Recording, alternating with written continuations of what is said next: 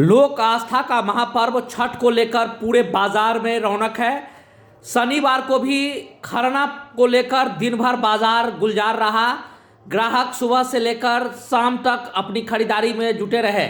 इधर लोक आस्था के महापर्व छठ को लेकर तमाम बाजारों में काफ़ी रौनक दिख रही है। केले के बाजार से लेकर नारियल बाजार, सुठनी, अलवा सहित अन्य बाजारों में भी काफ़ी खरीदारी चल रही है।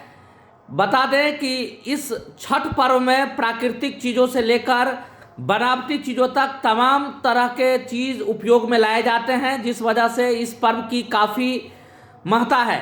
इस पर्व में ईख से लेकर अलवा, सुथनी, विभिन्न तरह की सब्जियां, फल फूल व कृत्रिम चीज़ें भी पूरी बाजार में अपनी रौनक बढ़ाए हुए रहती है। वहीं गुड़ के लिए खरना पर्व का विशेष महत्व है। गुड़ की भी दिन भर